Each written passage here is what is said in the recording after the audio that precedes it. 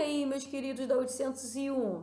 Vamos lá, muito ânimo para mais uma aula de ciências, onde nós vamos falar no capítulo 16 como funciona o sistema reprodutor feminino. E aí, vamos lá? Isso, agora sim nós vamos conhecer um pouquinho sobre o sistema reprodutor feminino. Bom, essa imagem, ela nos traz, né, a ideia, né, de um corte longitudinal, como é a disposição dos órgãos sexuais internos, tá? Que externos nós vamos ver depois. Bom, aqui ele traz, no caso, a abertura da vagina, mostrando, no caso, a vagina. Gente, fala assim, vagina. Gente, vagina nada mais é do que um canal muscular e elástico, que no caso do período, né, menstrual, ele vai permitir a saída da secreção menstrual. E durante a relação sexual, ele recebe o órgão sexual, no caso o pênis. E durante o parto, ele vai permitir, no parto normal, a passagem do bebê. Então, é um canal muscular, tá? E um mês após o parto normal, tudo volta ao seu lugar, tá? E aí nós vemos a disposição, no caso, aqui, ó, do útero, tá? Ele não gravídico, nós vamos falar sobre esse útero daqui a pouco. Agora, legal é chamar a atenção que, olha a disposição do útero, gente, ele tá literalmente sobre a bexiga, estão vendo? Então, ele fica bem acima da bexiga. E aí, no caso, imagine ele agora, ele aumentado o seu tamanho, né? Mais de 30 centímetros de diâmetro, e ele vai comprimir essa bexiga. Por isso que as mulheres grávidas, elas sentem muita vontade de urinar. Aí dá aquela vontade de fazer xixi e quando senta no vaso, sai aquele mijinho. Mas por quê? Porque a bexiga, ela perde a capacidade de retenção da urina, tá? Então, normalmente 250 mililitros já dá vontade de urinar. A mulher grávida, ela não consegue reter nem isso, tá? Bom, e aí, gente, legal chamando a atenção, né? Como dá pra ver ó, o ovário e tal. Legal que dá pra ver tanto a abertura da vagina quanto do ânus, estão vendo? E aí eu chamo a atenção justamente, ó, para o que nós chamamos de períneo. O que é isso? É a região externa localizada entre a vagina e o ânus. Dá para perceber a extremidade aqui, ó. Só não tem o nome, períneo. O que acontece? O detalhe, chamando a atenção, é justamente a proximidade entre a abertura da vagina e o ânus. Isso, gente, ocasiona o quê? Chama atenção para um detalhe muito importante, tá? Na hora da higiene feminina, para evitar a contaminação do canal vaginal, tá?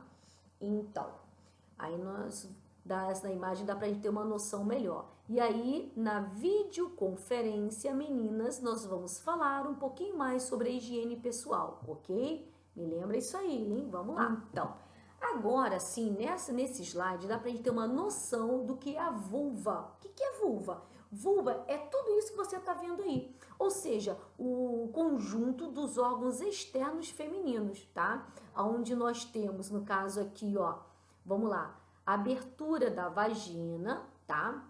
Observe que nessa abertura nós temos um nome chamado ímen. O que é esse ímen, professora? Esse ímen é uma pequena membrana que ela varia muito, tá, gente? Toda mulher tem ímen? Sim. Tem mulheres que nascem sem ímen também, tá? E no cartaz que eu vou mostrar para vocês, assim que a gente retornar, ele vem mostrando vários tipos de ímen. Ué, né? Todo mundo tem o mesmo tipo de ímen? Não. É uma membrana, o ímen é uma membrana, tá? Que recobre parcialmente a entrada da vagina. Por que é parcialmente? Ué, porque a mulher virgem, ela menstrua. E se fosse totalmente fechada, a menstruação ia sair por onde? Não é verdade? Então, e essa membrana, ela é rompida durante o ato sexual, tá? Lembrando que existem vários tipos de ímen. Logo acima, tá? Nós observamos o que? A uretra. Estão vendo aqui, ó? A abertura da uretra. O que é a uretra? É justamente o orifício por onde a urina passa. Ué, então nós não urinamos pela vagina? Não. É por esse tubinho aqui, ó, tá? Chamada uretra. Bom, assim, nas laterais, nós temos um conjunto de pele, tá? Para formar e proteger, no caso, essa abertura da vagina, são os pequenos lábios. E mais externamente temos os grandes lábios. São os grandes lábios que boa parte deles são recobertos por pelos. Esses pelos, justamente nessa parte, ela tem a tendência justamente a proteger essa estrutura, né? E, no caso, controlar também a temperatura. Essa é a função dos pelos. Bom, também não é para deixar a Mata Atlântica, né, gente? Vamos depilar na virilha, bonitinho, né? Não precisa também de... É aquilo que nós vamos falar na videoconferência sobre a higiene feminina, ok? Então, bom, aí acima nós temos o clitóris, tá? Esse clitóris, na verdade, está localizado bem na parte superior central da vulva. Estão vendo aí? Olha o tamanhozinho dele, o formato. Ele constitui-se, na verdade, uma pequena estrutura formada por tecidos eréteis, o mesmo tipo de tecido que forma o pênis, tá? Ocasiona, juntamente no grau da excitação, ele vai ocasionar o prazer sexual feminino, juntamente com a entrada do pênis na vagina. Bom, aí agora sim nós vamos falar um pouquinho sobre o útero, a caixinha preciosa, né? Na verdade, gente, de comprimento, ele tem 7,5 centímetros por 5,5 de largura, tá? Legal que dá para ter nessa imagem uma noção da vagina interna, no corte dela. Observe que a vagina tem reentrâncias, tá vendo? Ela não é lisinha internamente. Quando o pênis entra, né, na vagina e a glande, que é a parte mais sensível do corpo do pênis, ele entra em contato com essas reentrâncias, na entrada e na saída, né, no ato sexual do pênis, ele estimula, né, essa glande, ocasionando o prazer masculino, tá? Bom, aí no caso, esse útero, ele é um órgão oco, tá? Essas paredes são espessas, né? A parede interna é chamada de endométrio, é ela que no período menstrual, vamos falar mais adiante, ela se recobre por um tipo de um tecido, tá? E não ocorrendo a menstruação, vai liberar. Mas o interessante é que ela dá para perceber que do útero ele se liga, no caso, a tubas.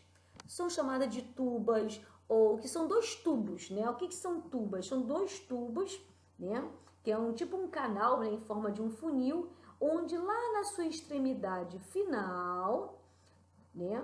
O que acontece? Ele encontra uma estrutura semelhante assim, umas franjinhas, né? Essas franjas, elas têm células ciliares que se locomovem, tá?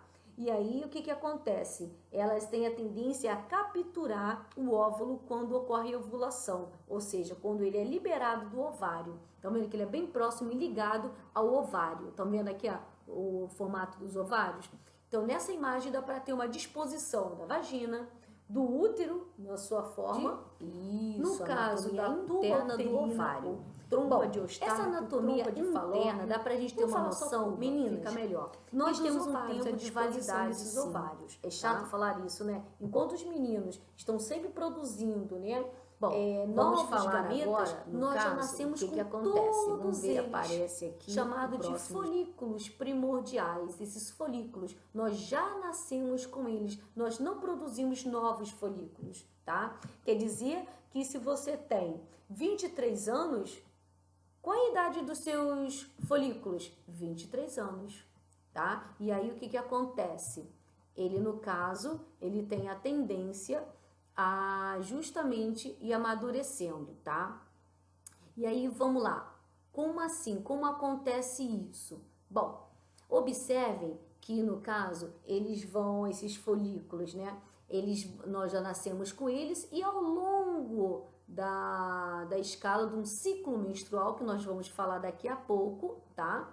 Ele vai sofrendo a maturação, tá? Até formar no corpo amarelo, que chamamos de corpo lúteo, que ele está apropriado amadurecendo e ocorre literalmente a ovulação. O que é ovulação? Ele arrebenta, isso mesmo, arrebenta a parede do ovário e é liberado.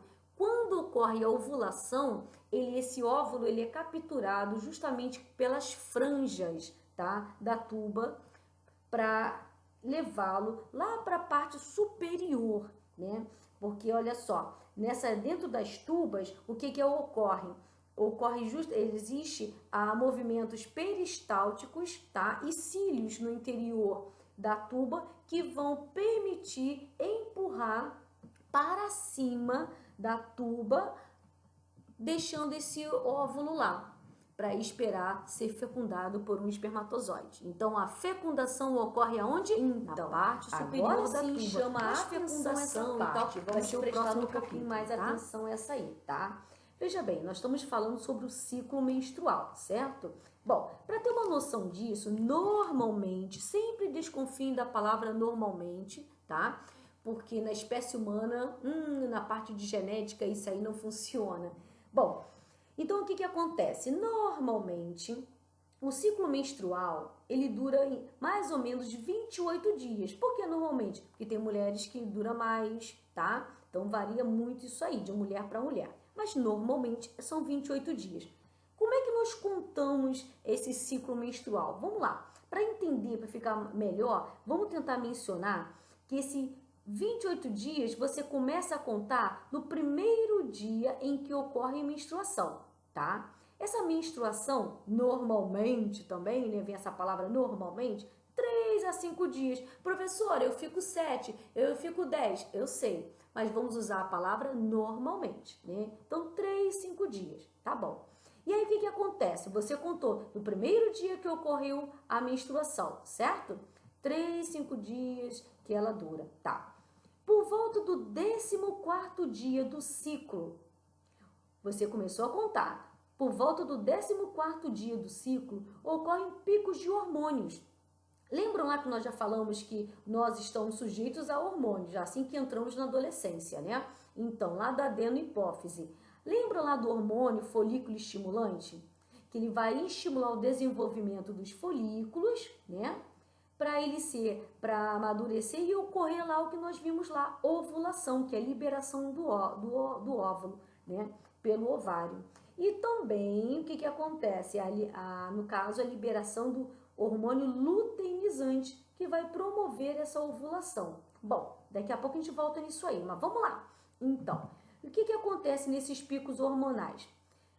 Pode ocorrer vários fatores, né, que podem antecipar ou retardar o dia da ovulação. Por exemplo, um estresse emocional, você ficou abalado com algum problema, tá preocupado com a prova, teve algum desentendimento com a família ou com o namorado, tudo isso pode desencadear, tá, um adiantamento ou um retardamento dessa ovulação. Então é difícil na espécie humana você saber exatamente que dia certo ocorre a ovulação.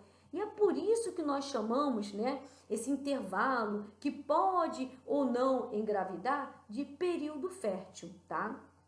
Então, o período fértil seria o período em que, lembra lá que você começou a contar? No primeiro dia do ciclo menstrual. Primeiro dia começa como? No primeiro dia que ocorre a menstruação. E aí você conta 14 dias. Aí, olha só, esse período fértil, para entender o que é período fértil, é o período que você pode engravidar, certo? Então, você contou 14 dias, desde o primeiro dia que ocorreu a menstruação. Só que lembrando, 3 dias antes e 3 dias depois do 14º dia é o dia que nós chamamos de período fértil, entendeu? Você começou a menstruar, menstruou, primeiro dia, ocorreu a menstruação, conta daí 14 dias. 3 dias antes, 3 dias depois desse 14 dias, 14º dia, é o período que é mais propenso a engravidar e nós chamamos de período fértil. Bom, aí agora sim vamos entender um pouquinho lá do hormônio folículo estimulante, né? Ele vai o quê? Nesse período vai estimular o desenvolvimento dos folículos para que ocorra o que? Amadurecimento, né? Juntamente com o luteinizante, esses dois hormônios, o hormônio folículo estimulante e o hormônio luteinizante, ambos vão fazer o quê? Vão estimular o amadurecimento daqueles folículos que nós nascemos com eles e a cada 28 dias, normalmente, olha a palavrinha de novo, ó, normalmente ocorre a liberação de um óvulo, ou do ovário direito ou do ovário esquerdo. Professora, então peraí, como é que ocorre os gêmeos? Oi? Isso aí nós vamos falar no próximo capítulo, tá bom? É onde nós vamos falar sobre gestação, fecundação e tal. Mas vamos lá. A cada 28 dias, normalmente um óvulo é liberado, ou do ovário direito ou do ovário esquerdo. Então, bom, vamos lá então. O que acontece aí? Nesse caso, né, em cima desses hormônios, né, o hormônio folículo estimulante, o que acontece? Ocorre uma elevação do estrogênio, tá? É isso que vem mostrando aí. Ocorre um pico do hormônio estrogênio. E aí, nesse caso, o estrogênio vai estimular, no caso, o quê? Promover toda, não só a produção do hormônio luteinizante, como também vai promover a produção do progesterona. Ambos têm a ação que no útero para preparar o útero. Como é que prepara o útero? Esse útero, ele se forra com um material devido à ação, né, desses dois hormônios. O que vai acontecer? Ele se forra com um material, todo o teu endométrio, a parte interna do útero. Ele é forrado com um material, um tecido, cuja a cor é vermelho, tá? Como a tendência dele é permanecer durante toda a gravidez, ele vai, sobre a ação dos hormônios, chamar para ele vários vasos sanguíneos para receber, olha só, ó, o ciclo uterino. Tá vendo esse material aqui embaixo? É cheio de veinhas, são os vasos sanguíneos. É esse material, tá? Que ele tá forrando o útero. Só que ele é vermelho. E aí ele é irrigado por vários vasos sanguíneos, porque a tendência é ele ficar lá até o final da gravidez. Mas aí o que acontece? O organismo percebeu que não ocorreu a gravidez. Então, para que ele ficar lá? E aí, no caso, tanto o óvulo que desceu e ficou preso, esse material, esse tecido, ele é um tecido, como é que pode dizer assim, viscoso. A tendência desse material é segurar, prender, fixar, que é o que nós chamamos de nidação, fixar esse óvulo fecundado ou não nessa parede. Por isso é que é forrado esse material, tá? Ele é um material viscoso, pegajoso, tipo uma cola, para colar. Se ocorreu gravidez, fecundação, né? O intuito ele vai ficar ali, vai se desenvolver e esse material ele vai nutrir nas primeiras semanas esse novo ser. Senão ele vai começar a se degenerar e sair, escorrer pela vagina. Professora, por que nós sentimos cólicas menstruais? Porque a ação do hormônio ocitocina, que delícia esse hormônio, que vai atuar tanto no ato da gestação, na hora do parto, né? Por isso que a mulher sente aquelas contrações uterinas, mas ele também é produzido no período menstrual. E aí faz o seu útero o quê? Ocorrer contrações para liberar esse material. E ele se desfaz esse tecido, então ele sai um pouquinho de sangue e esse tecido também tem a cor vermelha, e dá a entender que é sangue. A menstruação não é só sangue, sai um pouco de sangue sim, porque a contração uterina acaba arrebentando, essa é a palavra mesmo, arrebentando esse material da parede do útero, entendeu? E aí acaba arrebentando esses vasos sanguíneos que liberam um pouco, junto com esse material que está se desfazendo, lembrando que tem a cor vermelho, né? Que sai juntamente. Agora, já repararam que às vezes saem uns pedacinhos, né? Parece pedacinho de sangue coagulado? Não é sangue coagulado, é pedacinhos desse tecido, tá? Então, gente, bom, aí agora, né, nós vamos para o exercício, tá? Aí tentem fazer esses exercícios em casa. Qualquer dúvida, videoconferência, a gente esclarece, ok, meus amores? Beijo grande!